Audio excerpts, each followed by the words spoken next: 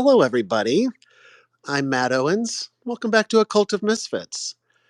If you're anything like me and you enjoy talking about things of the esoteric, about consciousness, the nature of reality, the inward journey, interdimensional beings, reincarnation, or even our Anunnaki overlords, consider following my podcast. You can listen on Spotify, YouTube, Apple Podcasts, or even Amazon Alexa. I also post a lot on Instagram and Twitter if you're interested in following A Cult of Misfits on either of those platforms. In today's transmission, I would like to talk about the hole. Where is he going with this? What kind of hole is he talking about? No, it's not there. Get your mind out of the gutter. It's we're talking about an episode of Rick and Morty that I want to sort of dissect and unpack because it has a lot to do with the nature of reality itself, and it dives deep into what it takes to face your fears, which I really enjoy talking about. So, themes of acceptance and fears of uncertainty and those things. I also want to talk about a podcast that I just discovered thanks to my brother. Shout out to Carter. It's called The Witch Trials of JK Rowling. So I didn't know that much about JK Rowling. I've never seen her interviewed. So it was fascinating from that aspect. But also, they dive into topics about transgender community and pronouns and seeing things from other perspectives that I want to sort of unpack as well. And lastly, I want to sort of continue this overarching conversation of freedom in our lives, creating more freedom in my life, and this attitude that I've sort of this foundational attitude that I have in my life of don't tell me what to do, and how I respect other people in in society that just sort of loudly proclaim, I'm going to do it my way, don't tell me what to do. So we'll sort of dive into that. We'll talk about Dave Chappelle and Elon Musk and unpack that as well. So let's talk about Rick and Morty. Now, if you're a little uneasy because you've never seen the show, don't worry about it. We're just going to use it as a metaphor, okay? So stay with me. You don't have to even be a fan of the show or sci-fi in general, but um, I'm so thankful to the good Lord above that I discovered Rick and Morty because it's such a good show. It's sort of it just aligns with a lot of my beliefs and me questioning the universe and what does this all mean and the nature of reality and all these things that I love talking about and perhaps you love talking about as well. In this one episode, I think that it was the season finale, in fact, this new season. And Rick and Morty are just the main characters. We won't even dive into that, but Rick and Morty are the main characters, and they sort of go on these sci-fi adventures through space and time. They sort of have technology that can basically do anything. And so they sort of have these sci-fi adventures, right? So they're sort of walking along. They go on so many adventures that they're a little bit jaded, and nothing really excites them anymore. They were just sort of, these things were kind of trying to scare them, and they were like, been there, done that. That doesn't really scare me anymore. And so they're like, man, I just wish we could have a good old fashioned scare like we used to back in the good old days. Remember when we were scared of things? And so this character overhears them talking and says, hey, friends, want something scary? I'll show you the scariest thing in the whole galaxy. And they're like, well, yeah, sign us up. Let's do that. So anyway, this character introduces them to the hole, right? And next to the hole, this creepy looking hole in the ground, is a cork board on the wall of people who have gone into the hole. And there's only like 2 or 3 people who have done it, right? So there's not a lot of people who have done the hole. It's kind of dingy looking and creepy and scary. And it's like, ugh. And the guy's like, the scariest thing in the whole galaxy is inside of this hole. So go right ahead, friends. So, anyways, what they learn about the hole is that the hole manifests your fears, right? It creates a reality, a simulation that you put yourself into, and it knows what your greatest fears are. And what's explained to the main characters, Rick and Morty, is that the whole feeds upon your fears. So it's kind of a win-win situation, right? The whole gets to eat your fears, and you get to come out of the process fearless, assuming that you are able to face your fears. Okay. And I just started laughing because it goes it goes a lot in line with some of my beliefs around the nature of reality and what's happening here in this 3D material realm that we found ourselves in, right? I often talk about how we're stuck in this cycle and recycle, this of rebirth over and over again, in this place that is very likely a simulation that I often dive into, right? And these are all just there's so many of these metaphors that you can see in pop culture, but also in the ancient scripts and it goes back to antiquity where the ancients thousands of years ago were also talking about these types of things, right? And so Rick and Morty are talking about going into this hole. Like, okay, well, I don't know. It sounds kind of creepy, but like maybe it's a good thing, right? Maybe it's a good thing to face our fears. So anyway, they jump into the hole, and it quickly becomes evident to them that they're in sort of this fake simulation thing that is meant to propagate fears in order to flush their fears to the surface so that they may face them, right? Because they're immediately starting to see things that scare the shit out of them that are just coming up all the time. You see where this is going? This is why this is a good conversation, right? Because I talk about facing our fears so often because a part of my journey personally has been a journey of facing my fears, right? I realize that all of these obstacles in my life are just these blocks of fear that I have placed with my own mind, right? And that once I can somehow, some way learn to face and conquer these fears, then I will become fearless. Wouldn't that be great? Right? We see these superheroes that we watch in these Marvel movies or whatever that are completely fearless. These are the ones that run towards their fears and don't run away from the things that scare them, right? The big scary monster comes and the Marvel superheroes will run towards those fears. And so digging into this idea of are we in a simulation or a matrix or whatever you want to call it, a dream, this bubble material world that we're in, there's just a lot of evidence pointing to this. That's why I talk about it so often, is because I'm having to reprogram my mind in so many ways and my belief systems and how I view the world around me. Because I'm always in seeker mode. I'm always trying to figure out like what the hell's going on around here? What is this place? Right. And the ancient wisdom points to this is all a simulation. Many of the ancients, right? Going into all of the different systems around the world, different continents that supposedly never talk to each other. They all sort of have this idea that none of this is real. Now, depending on who you talk to, that's a good thing or a bad thing, but I choose to view it neutrally as it just is. That's what the ancients also talk about, is just accepting it for what it is. Well, okay, sure. We're in a simulation. Great. Now what? And so part of my journey has been coming to acceptance with that none of this is potentially real in a way that I think that it's real, right? Quote unquote real. You get it. And this is something that the characters, Rick and Morty, recognized in the episode as well. At some point, they realized, you know what, you can't really be scared of things if you just know that we're just in the hole, right? We're just in this Earth 3D simulation or whatever. So why am I freaking out about this stuff? And so once they started realizing the game, how things kind of work, right? Which is what I'm always trying to work out. Like, what are the rules to this realm? What happens when I do this? What happens when I don't do this? How does it affect my life? How does it affect things? And so once they realized that none of this is, really real, then they kind of felt more free to explore things a bit, right? To face their fears with less hesitancy. So Morty sees this giant creepy spider on the ground and he runs towards it. Everybody's freaking out in the kitchen. His dad is in the kitchen freaking out about this huge spider.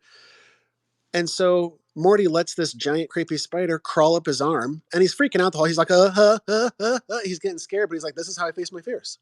This is what must happen in order to beat the hole, in order to beat the game, to beat the matrix, to beat whatever the hell this is that we found ourselves in. Right? So the spider crawls up him, and I'm sorry for you arachnophobes, but he crawls into his mouth. The spider crawls into his mouth, and he swallows the spider. And okay, there, I did it. He's still alive. He didn't die. Like, I'm not scared of that anymore. I really resonated with this episode because it mirrored what my path has been the past several years, and maybe your path too, that you can relate to this as well. Specifically, the spider thing. I grew up in a household where my mom was terrified of spiders and huge phobia, and that transferred to us children. We were also terrified, my sister and I. My sister to this day still is terrified of spiders, and there's no judgment there. It's not like, ha ha ha, you're scared of spiders, you're so weak. It's none of that. Um, but there's these deep ingrained fears in us, right? Which is a whole different topic about phobias and why are we scared of water, the oceans, or heights, or spiders, or snakes, or any of these things. It's this primal reptilian, something that's going on that's deep within our DNA, right? Or deep within our reincarnation cycle from past lives or past traumas, et cetera. It's sort of interesting to unpack these phobias and fears. But I had a deep seated phobia of spiders. And so I decided one day that I was going to face this fear. This is early on in my journey where I was like, well, it seems reasonable that I can do that. So I'm just going to, next time I see a big wolf spider, we have wolf spiders in this area, uh, and they're terrifying. They're the size of, I was going to say a horse. They're very large. And I know for people who live in Australia, they laugh at somebody's, in me saying that I have a large scary spider. They're like, oh mate. But I was like, do I dive into an Australian accent? Not going to do it. We're just going to stop there. So the next time I saw one of these huge, terrifying, dare I say, demonic beings, spiders, I approached it with great caution. I was shaking in my boots. I was scared out of my mind, and I was like, "What the fuck am I doing?" Like beads of sweat coming down my forehead, and I'm like, I'm I'm getting emotional just talking about it because I'm getting flashbacks from it. It's just like my hands are shaking. I'm getting a biological response just talking about it, right? But I just wanted to be in the same room as the spider, just to look at it. Okay, it's not jumping off the wall. It's not attacking my face. It's not trying to bore a hole through my ear like any of these nightmare scenarios that I always come up with. Right? Sorry for those of you that I just implanted a new nightmare, but have fun with that. But I had this process of just being around it. Right. And then the next time I did it, maybe a week later or whatever, I said, okay, here's another spider. This is just the hole, the matrix, giving me another opportunity to face my fear. Thank you, hole.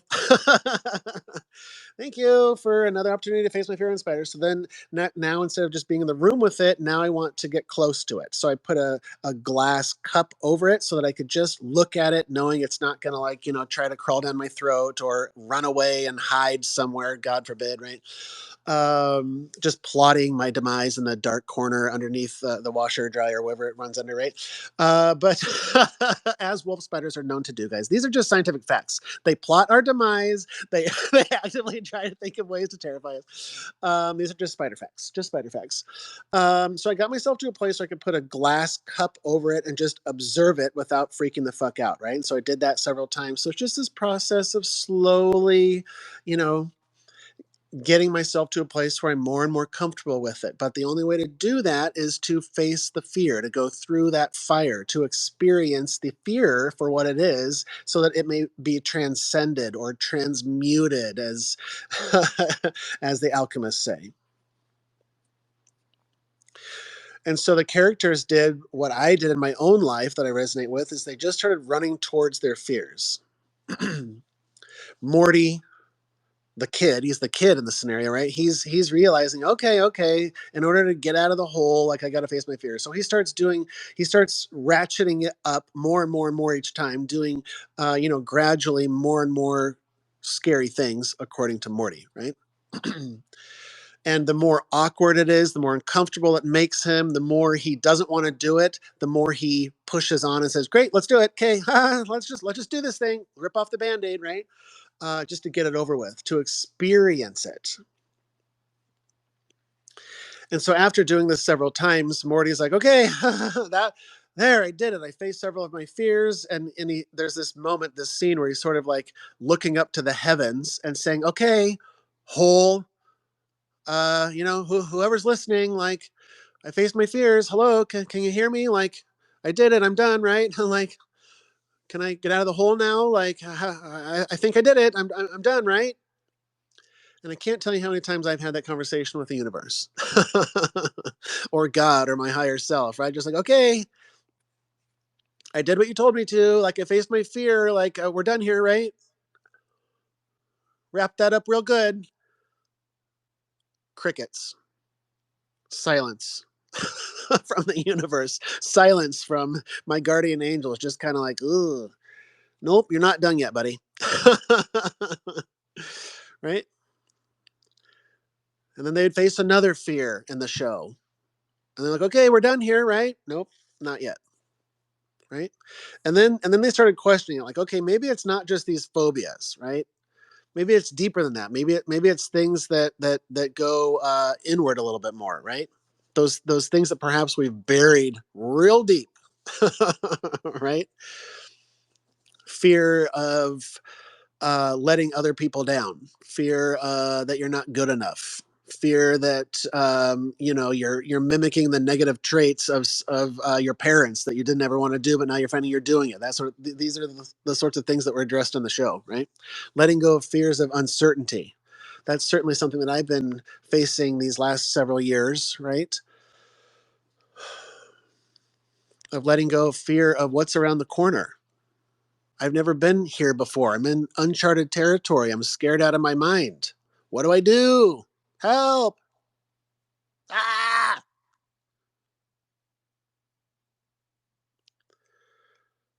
But I've been learning to trust and have faith in that mechanism, whatever it is, the universe, God, the matrix, the whole, the simulation. I'm discovering that there are rules and mechanisms to this thing, and I like playing around with them. And I've been learning to really embrace uncertainty. And it's been extremely challenging for any of you who've attempted it, letting go of my need to know what's going to happen next. That's terrifying for the human, right? Matt Owens is pissing his pants when he doesn't know what he's doing, what's around the corner. Ugh, what am I supposed to do next? But the divine I am knows that everything's going to be okay, right? That the growth happens, the unfolding of my life, of my soul, of my spirit, of all that I am, is discovered in the scariest depths of my darkest shadows.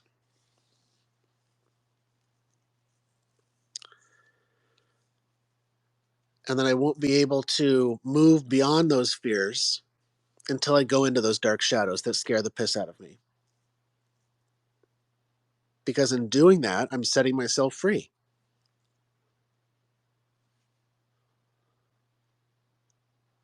I'm embracing this freedom, but I'm embracing fearlessness. I'm incorporating fearlessness into who I am. If you had talked to me several years ago, or in my entire adulthood, saying like, "Are you fearless?" I'd be like, "No, are you out of your mind?" No, I'm scared of lots of things. If I'm being honest with you, I'm scared of lots of things. There's a very long list of things I'm scared of, and so I don't know if in this lifetime, in this matrix, if we're ever meant to transcend those fears, because they're always there, hovering in the background, reoccurring, just to continue to keep those skills sharp, right? Keep that fearlessness in check. There's always something that's going to test that boundary. Because just when I start settling in and getting all comfortable, saying, okay, I'm all fearless now, checked off all the things on my list that scare me, well, boom. That's when the simulation sends me something new that scares the shit out of me. And I'm like, oh, okay, that unlocked something I didn't know. Okay, hi. Ha! That scares me. Whoa, whoa, whoa. Where'd you come from? Hi. I thought that I had conquered all my fears, but here's another one. Here we go. And it starts to become a practice. I start to enjoy the adventure, the challenge of it all. It's not to say it's not terrifying and extremely difficult and excruciating spiritually and mentally and physically and all the things. But that's why we're here, I believe. this whole place, this material realm, we're told from the ancients to mainstream science saying that none of this is really real. So I started saying, okay, I'm going to start being I'm going to start taking more calculated risks in my life. I'm going to start facing some fears in my life and see what happens. And I found that as I start doing that, my life becomes more expansive.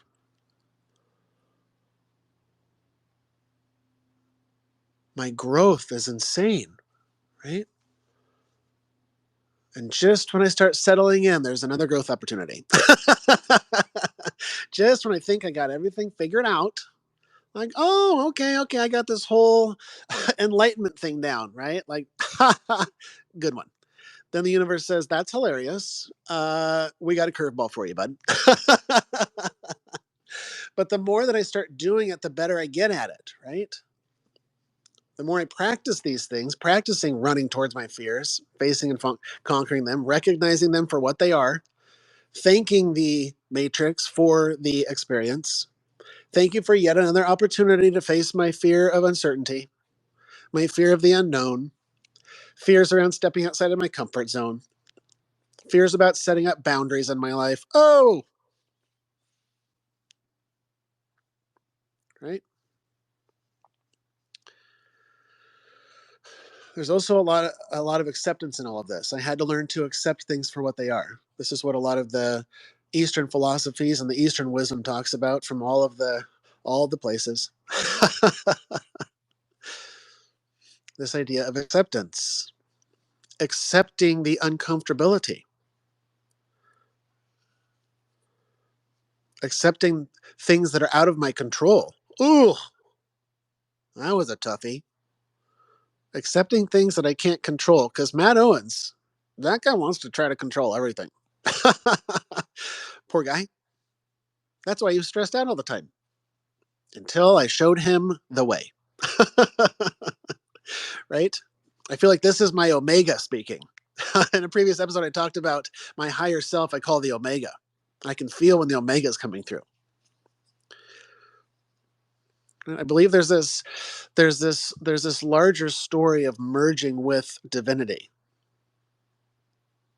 dissolving that veil of separation. Matrix means womb. The human is in the womb while the Omega is on the outside in the real world, lovingly guiding us from beyond. Right? And I think that it's about merging the realms, merging the 3D with the 5D, or the heavenly realm with the earthly realm, or as above, so below, all of these concepts of accepting the divinity that we are.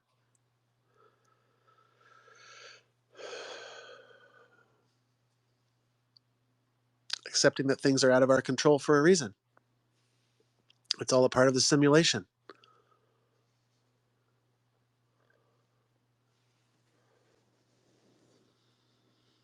It's so much easier to just laugh when these trials and tribulations come into our life. I'm not saying that, it's not every time, it's a practice, right? But I find myself, as Rick and Morty did in the episode, when something comes up, to just kind of laugh and say, well, it's obvious what this is.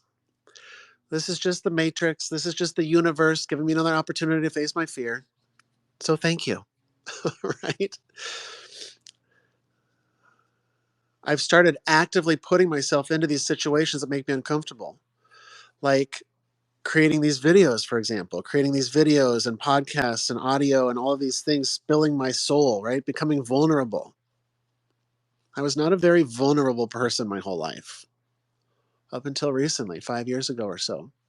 This is what Morty does in the episode. He intentionally um, humiliates himself. He puts himself up on a stage where they're doing a play, and he's completely naked and acting like a buffoon, and he's just accepting it. Like, well, they're all mocking me, and I don't care.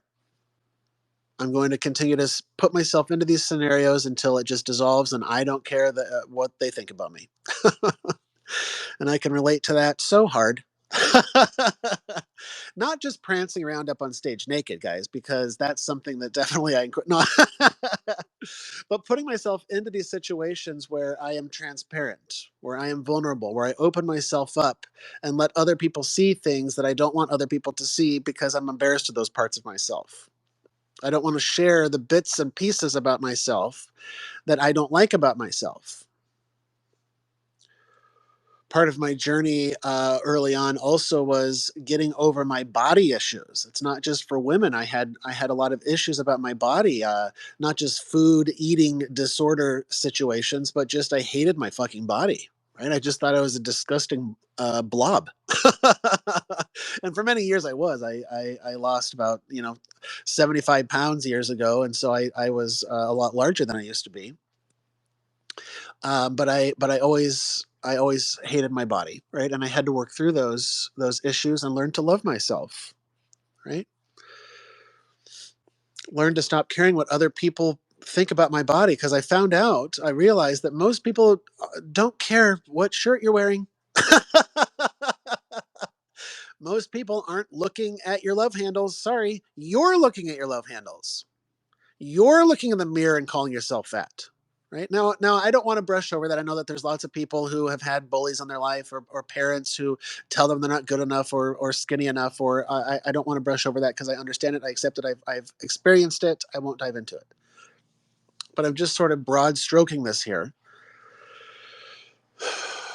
And it was just this larger concept of acceptance, accepting my body for what it was and loving it.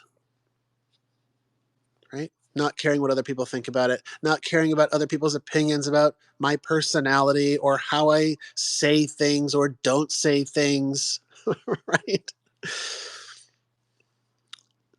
I had to really lean into the concept of I'm just going to do what I want.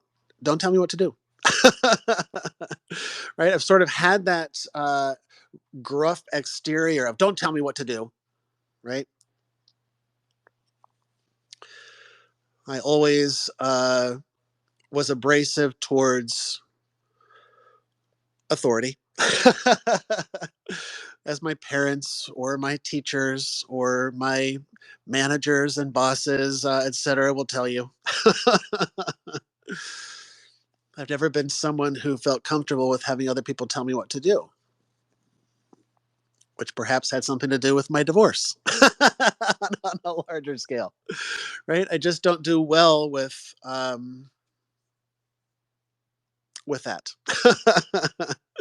And I used to view that as a weakness. I used to be embarrassed about that, and I've come to embrace it. But that's just part of who I am. I really have really leaned into these last couple of years, especially. I really leaned into radical freedom in my life. Once I started diving into the spiritual, I started hearing these communities and spiritual people talking about manifestation. And so these last several years, I've been really leaning hard into manifesting more freedom in my life. And it's been unfolding beautifully. Right? And rather than focusing on the things in my life that I don't currently have freedom, where there's not a lot of wiggle room, I choose to focus on all of the freedoms that have expanded in my life over the last couple of years. The freedom to do whatever I want, to say whatever I want, to be however I want is so freeing to me, right? The freedom to express myself in any way that I want without fear of other people's response to it. About leaning into authenticity. This is just who I am, and not giving myself a license to be a complete reckless asshole, right? But to respect everybody and everything respectfully and lovingly, but to do things my way. It's a very Frank Sinatra vibe. I've always looked up to people like that, like Frank Sinatra, who just say, I'm going to do things my fucking way. You're either on board or you're not, and I'm okay either way. I get why people don't like that, but I also get why people flock to it, right? People flock to authenticity. People. That's why I believe, without getting too political, why people admire Donald Trump because in many ways he's just unabashedly Donald Trump. Right? He doesn't try to hide who he is. He doesn't try to. He's not embarrassed by any of it. And there's a lot of people that really resonate with that, myself included. Without diving into politics or specific topics, I just have always really looked up to people who just say, nope, no, thank you. That doesn't go in line with my values or who I am or what I want to do with my life. Thanks, but no thanks. I was recently listening to a podcast about, I can't even remember honestly. It was about global warming and geological shifts, and it was a very science-y episode. And I like to try to see things from different perspectives, right? That's why I like to listen to geologists from both sides, mainstream geologists, and also, um, alternative theories about how things work, right? Which in a way is growing and starting to become more mainstream in itself, which is interesting. But I just try to gather as much information as I can from as many sides as I can, and I try to just come to my own conclusions from there, right? So I was listening to this scientist, and he was talking about warming and cooling trends or whatever, and he was talking about research and the things that he's and his team specifically are researching and the funding that what he does with the funding, right? And he just straight up said, "Look, there's a lot of people that come to me and want to give us funding and want to give us money, but they also have an agenda." There's a lot of people that want to come to us as scientists that have an agenda, which I don't know if a lot of people are aware of. I certainly wasn't. I was like, well, sure, but that makes sense, I suppose, right? As with lobbyists in Congress or the government or the medical or pharmaceutical industries, where there's just a lot of money and sway, and everybody has an agenda, right? And you can label that as good or bad, but we're still just talking about perspectives, aren't we? From the perspective of the pharmaceutical industry, they don't have a problem with it, right? So anyway, what I really respect about this science guy, no, it was not Bill Nye, who I coincidentally met years ago because I lived in the Seattle area and he's from the Seattle area. So anywho, the science guy was like, look, I want to be very, very, very clear. If you have an agenda or you want to tell me what research I am supposed to do because you've given me money, I don't want your money. And that's a ballsy thing to say because in the academic field, they are often desperately in need of funding in order to fund this research, right? They have to have some, whether it's a university or a special group or whatever that has this money, think tanks or whatever that fund these projects. They often have an agenda. And he said, I don't care what your agenda is. I'm doing the research that I want to do, that I find interesting, that I find useful for the betterment of humanity, in my opinion. And if you would like to fund that, great. We will happily accept your money and we will continue to do what we're doing. But if you want me to start researching something else, keep it. Not interested. And I stood up and started clapping. That's how I've often lived my life as well. It reminded me of when my now ex-wife and I were getting married back in the day. We had lots of family members who were willing to graciously and kindly donate, I should say, gift money to us for the wedding, right? Whether it was chipping in for the food or flowers or what have you. There's just a lot of expenses, obviously, for weddings, which are all unnecessary, in my opinion. I was down to just go get married at the courthouse, but that's that's for a therapy conversation, guys. But anyway, there was a lot of money, people that were wanting to gift us money, and I had to take a similar stance because there was often an agenda behind the money. From certain family members, they would say, well, we're willing to give you this, but we don't want you to spend it that way. We don't want you to spend it on that. We prefer that you spend it on this. And I said, well, let me tell you a little story. If you'd like to give me a gift out of the kindness of your heart, I'm going to spend it however the heck I want to.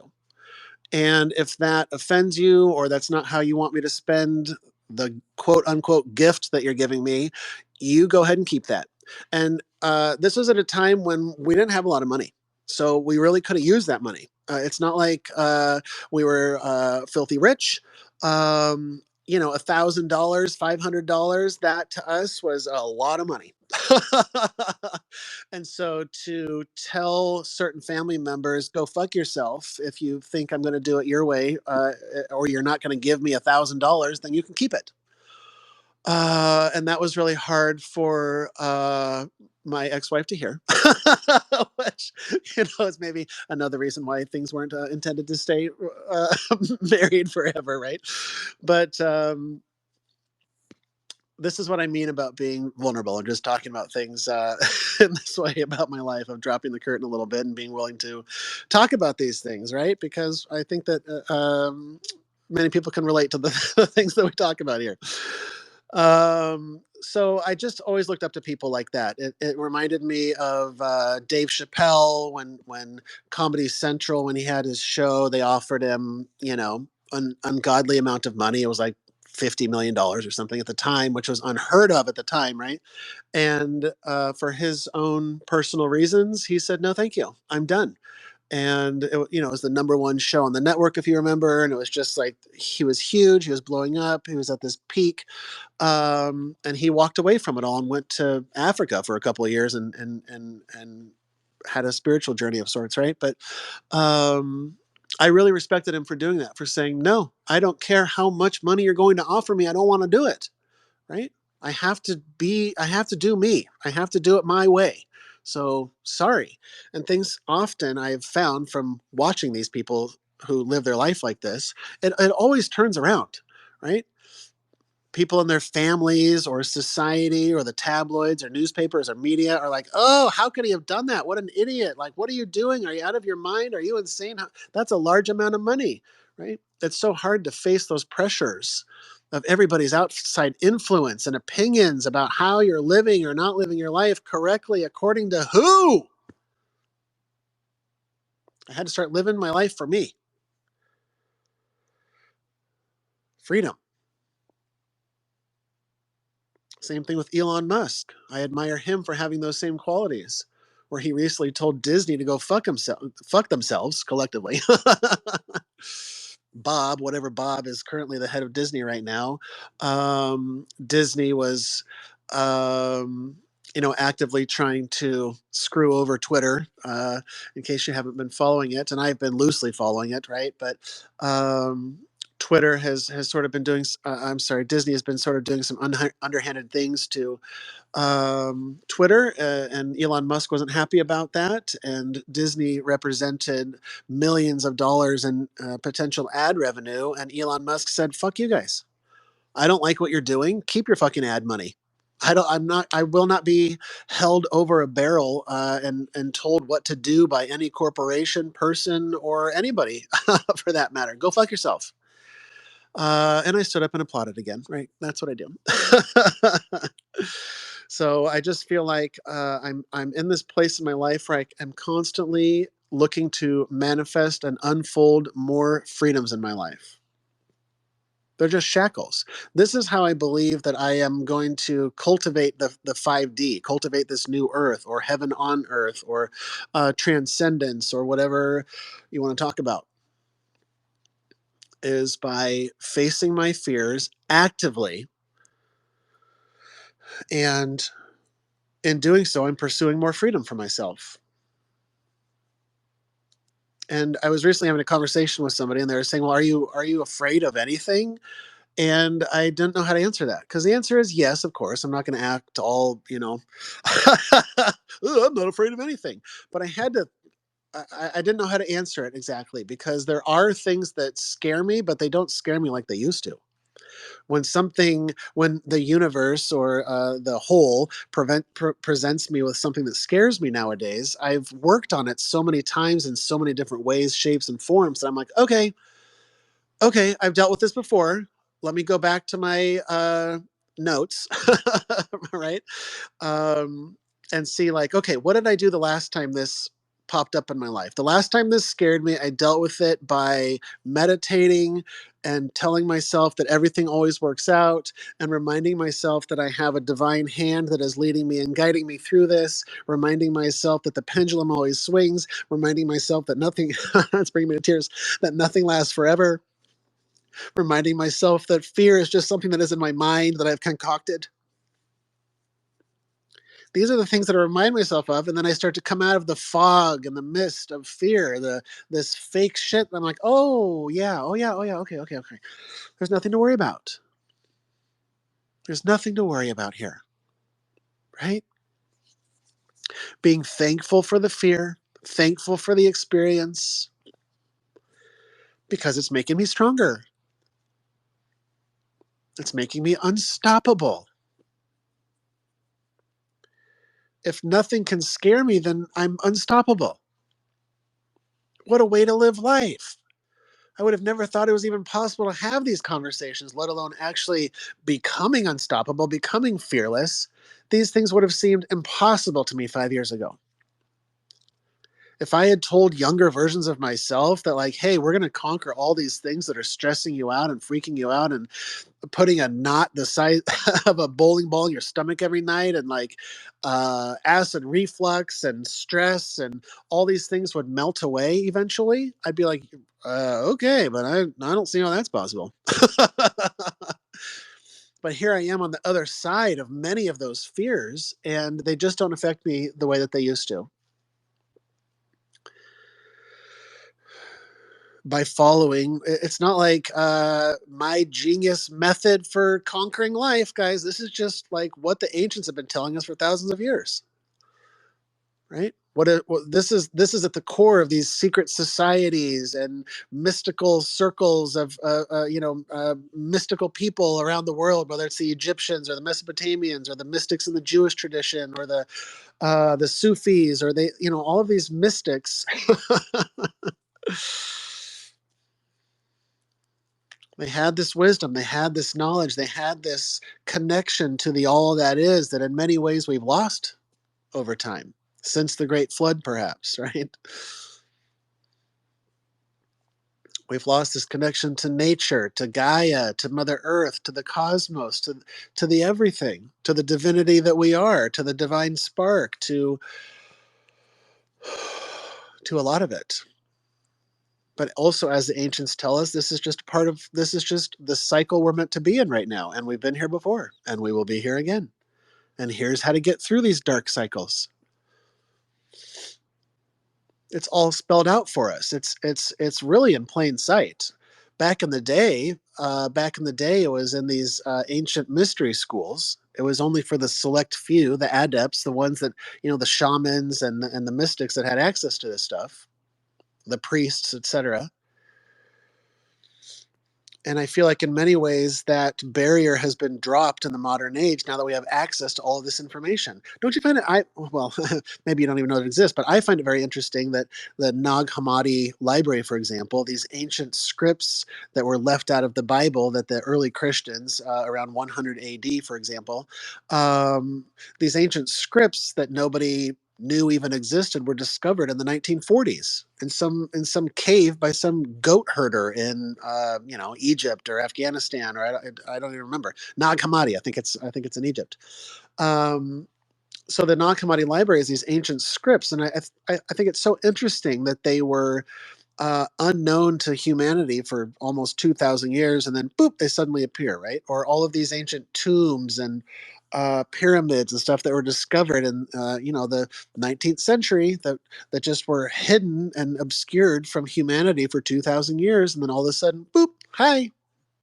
Now they're making themselves known cosmically, right? Why are they coming up now? I think it's because we're in these cycles. And as our consciousness starts lifting again to a higher frequency, a higher vibration, these things start uh, appearing to us because they're of the same vibration. We start digging deeper into ourselves, into our past, into our history. We get ourselves to a place where our consciousness can start asking these questions of where did we come from? Start questioning our belief systems, questioning our religions, questioning these power structures that we have in our societies and our religions, right? Questioning these things. We have these cycles, and as we start gaining more and more knowledge, we start expanding ourselves and opening ourselves, not just intellectually, our human minds, but also our hearts in a spiritual way. We start opening up and blossoming more and more, like the beautiful lotus coming out of the mud, right? any analogy you like. I think that we're coming out of this cycle, out of these yugas, these grand cosmic cycles. And so I think about it in a positive way. I think that we're in the darkness now. I think that we're in a dark cycle. I think that we're in an upside down world, this clown world, whatever you want to say, where I truly believe that there are dark forces on this planet that are in many ways taking over society, but taking over our minds. And I think that it has to go back to the Rick and Morty episode where the whole feeds upon their fears. I do think that there is a presence on this planet that feeds upon our fears. Once you start digging into it, once you start looking at it from that framework, you start to think like, well, that does actually make sense when you look at it from that perspective, that there is some sort of an entity in a way that we can't really comprehend that is keeping us in a fearful state, right? You can call it the 1% or the elites or whatever you want, but I think that it's in their best interest to keep the populace in a state of fear for reasons, for spiritual reasons that we can't fully comprehend, right?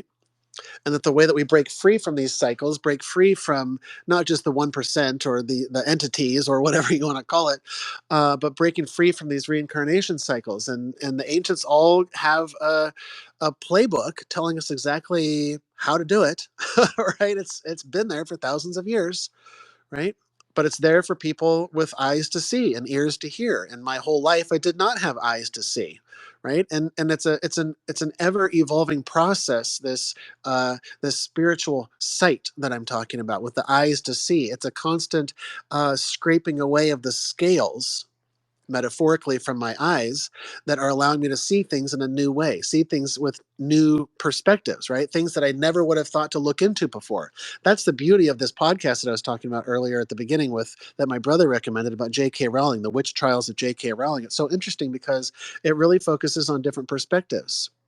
I didn't know that much about J.K. Rowling or her perspectives on transgender topics, or sexuality or pronouns or any of those things. All I ever knew was what I heard from her uh, in the tabloids or in the news or in the media, saying what a terrible person she is, right? How she's homophobic or transphobic, as the media often likes to label people nowadays. I find that people like to throw around those labels rather than realizing that there's just a different perspective, right? And J.K. Rowling really laid it out in such a beautiful way. If you're interested, I suggest you listen to the podcast. It's only like 6 episodes long or something. It's just kind of a short series that's really well done. The lady who is doing it, the interviews and the segments, I don't remember her name off the top of my head, but you can look it up. She was a former member of the it's going to slip my mind now, the Baptist church that would always spew all of the hate and about homosexuals and the army or the government or just homosexuals in general. Uh, it's right on the tip of my tongue, but anyways, I'm sure you know what. Westboro, thank you. It's Westboro Baptist Church. So she was a member of the Westboro Baptist Church, and she kind of had a turnaround in her life, and she started to see things differently, and has an interesting perspective because she can see the hyper religious side of things that she grew up in, and now she can also see the other perspective outside of that, right? And so J.K. Rowling's perspective on the transgender topics and pronouns is really beautiful because it was very balanced and nuanced and very loving, and it's in many ways similar to how I view things. In Other people are more than I don't care how other people live their lives. You can say you're a man or a woman or straight or gay or whatever label you. That's fine with me. I couldn't care less. Live your own life, but but that doesn't mean that I can't have a different opinion than you. If you if you were born a man, for example, I was thinking about this a lot lately because I didn't really have an opinion about it. I don't follow the news, and so I just sort of hadn't been thinking about it. But the more I start thinking about how things are just um, getting real interesting in this world, right nowadays, especially ratcheting up, I started analyzing some of these things to me that, and thinking about what's the loving response to this, and upon reflection, I started thinking that somebody who's biologically born a male uh, with the genitalia that comes along with that, if that male wants to declare himself female or change their name or identity or anything like that, I have no issue with that. And I will love and respect you and not mock you or try to convince you that you're wrong or show you that my way is right. None of those things. I've learned these past few years of my journey that I never try to, I try not to get myself into a position where I'm trying to defend myself and my beliefs. And I never want to try to push my beliefs down your throat. You either agree with me or not, and I'm okay with that either way. But just because you call yourself a woman or a man doesn't necessarily make you that, in my opinion. And that's simply my opinion. And that was also JK Rowling's opinion and many other people's opinions, right? And I think that the higher position, the higher frequency, the higher path to take on this is to see things from both sides. Because while I disagree that if you're biologically born a male and you now want to call yourself a female, I can understand why you want to do that. I've listened to people who are transgender. I've listened to them explain their frustrations and their fears and some of the things that they've dealt with in their life, and I do that to see their perspective. I want to know why are they doing this? Why do they believe that? What's the thoughts behind this? What's the explanation? And I want to listen to the stories. I know that I used to be very closed-minded in earlier versions of Matt Owens, and very closed-minded. I knew what was right and wrong, and I didn't want to hear the other opinion. And I know many people like that in my life now who, if you want to get extreme and talk about like flat earth, there are many people who will just stick their fingers in their ears and say, la, la, la, la, I don't want to hear that. I don't want to hear that. It's nonsense. It's stupid. It's idiotic. It's a waste of my time to even hear that perspective. And that blows my mind now. Now that can see things differently, I'm like, how can you be so close minded as to not just be willing to hear the other perspective? You can then make a determination. You can then have a belief that says that that's hogwash. I don't believe that the earth is flat, but at least now you've heard the other side. But to just want to censor it, shut it down, delete it, block it, not look at it, not want to have other people look at it because we don't want other people to be brainwashed with this nonsense. That's anti-intellectualism. That's anti. That's that goes against wanting to learn more about the world around you. It's anti-scientific. It's anti lots of things. So it's anti. Um, it's just a very closed off perspective. But the higher perspective is saying like, well, I get, I've been there and get it. I get why you're not willing to look, right? Because it's really difficult to question one's belief system. I had to go through that as well as part of my awakening or dark night of the soul or going within, all of those things, right? Of questioning, why do I believe these things?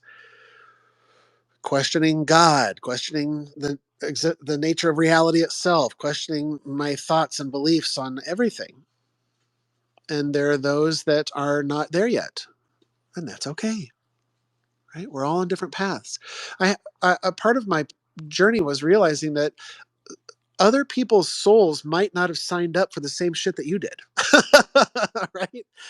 Like I'm on this path of discovery and growth and expansion and questioning everything and looking within, just uh, change in my life, going outside of my comfort zone, facing my fears. Not everybody is cut out for that. Not just cut out for it, but that's not why they're here. Right? You're a lot of times in the spiritual community, we all assume that we're all on this ascension process. And perhaps in the broader cosmic sense, we are. Maybe our souls are ever expanding, which I do happen to believe. But maybe this lifetime, this reincarnation, you and your soul are meant to experience certain things that other people aren't meant to experience in this go round. And to learn to accept that, learn to let that go. I had to. Not everybody is meant to be woken up. Okay. I believe there's a divine hand behind all of this. And everybody's awakening will happen when it's meant to happen. I'm no longer trying to red pill anybody. I'm no longer trying to wake people up. I'm no longer trying to show people all of the evils and darkness in the world, you know, child and human trafficking and the tunnels and the deep state and the communists and all the scary stuff. Bill Gates and the adrenochrome drinkers and the secret system, all the things. I had to learn that in my own life as a part of my own journey, because I was there. I went deep, guys, into the QAnon stuff, and I went deep. I went hard because that's how I roll. I went deep and I went hard, and I had to go through that for many reasons, and I'm so glad that I did because it's all perspectives, seeing different people's perspectives, right? Why do some people believe this? And it's really hard to not get roped into those things, especially things that are social media related or like QAnon, where it's just like it's real easy to get programmed as humans. It's real easy to get roped in and brainwashed by real simple stuff. So it's a delicate process. It's walking along that razor's edge of not allowing myself to dive too deeply because I can get trapped, right? It's like the La Brea tar pits. Like I want to get close, but if I dip my toe in too much, like bye, I'm turning into a fossil. Um, so it's about not letting it overtake my identity. Right now, I'm a patriot. Now I'm a freedom fighter. Now I'm a truth seeker. Now I'm a red pillar. All these things are not who I am. I am divinity experiencing the human form. I am not a Republican. I am not a Democrat. I am not a QAnoner. I am not a flat earther. I am not an American. I am not white. I am none of those things. I'm fucking divinity in human form. And all of these things are here to help me face my fears and to expand my fucking consciousness. When you start to see things from this perspective and this framework, it changes everything. It did for me because it reframed how I live my life. Like, what am I doing? Why am I getting wrapped up in these stupid fucking debates that don't matter? Why am I getting stressed out about the price of gas or taxes or what the government is or isn't doing? It's stressing me out and freaking me out, and it's not doing anything for me. It no longer serves me. And I got to this place in my life where I started shedding the things in my life that no longer served me. And getting really wrapped up in what the government was doing was no longer serving me. Nobody was waking up because of what I could see or not see or alarm the people as to what the government's doing or these trafficking circles or these, entities or long list of scary shit. Well, the more that you focus on these things, I had to tell myself, the more that I focus on these things, the more that they become a part of my reality. Our minds are extremely powerful, and what we give energy to, what we give our thoughts to, creates our fucking reality. So if you are anything like me and you're focusing nonstop on all of the bad things that they were doing to us, chemtrails and poison and plastic, microplastics and genetic manipulation and whatever you want to dive into. I'm not making fun of any of it. I mean, I kind of am because it's sort of silly when you think about it like this. And I dove into deep into all of those things, and I believe many of them, but I don't focus on them because they tend to scare me. Because they're out of my control. I can't do anything about child sex trafficking. I can't do anything about what the elites are doing. I can't do anything about the elections or any of that stuff. It's all out of my control. And I had to learn that as a human being, that really stresses me out and scares me out. So I had to learn to accept the world as it is. Accept the government and what they're doing. Accept it. Otherwise, I'm living in a state of fear, scared about what they're going to do until they start doing things, until things start going my way, or the government's, now they're the good guys because they're doing what I think is best. But then what happens when the next guy gets into office, right? The next dictator or the people on the other side of the party. Well, now you're all bent out of shape again. So I had to get off the fucking ride. This up and down roller coaster was making me nauseous.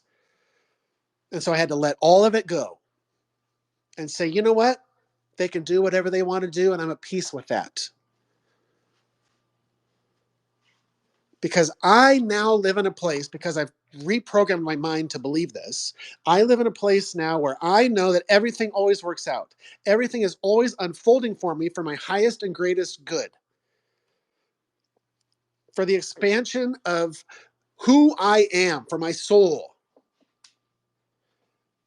Why am I wasting my time with this stupid shit and getting wrapped up in it?